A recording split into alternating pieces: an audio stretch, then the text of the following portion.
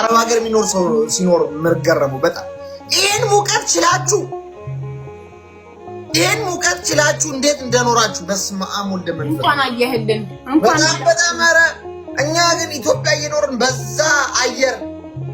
እርጎ የሆነ አየር ሰልፉ መረረን የዳቦ ሰልፍ የእንጀራ ሰልፍ የምን ሰልፍ ኧረ ሰልፍ በሰልፍ ይሁን አየሩ ይበቃል በስመ አብ እኔ ሲጀመር እመቤቴ ምስክሬ ናት ለኢንጆይመንት ካልሆነ መስተቀር ከሀገሬ የመውጣት 5 ሳንቲ ቀን አስቤ አላውቅም ረሙቀ በጣም ትለያላችሁ እግዚአብሔር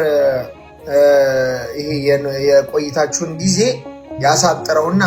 ሀገራችሁ ገብታችሁ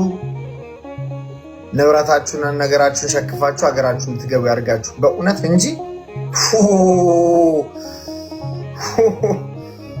የሰው ልጅ እንዴት ብብቱን ቂጡን እንዲሁም ታፋውን ላቱን አዘሴም ታይም ያለበዋል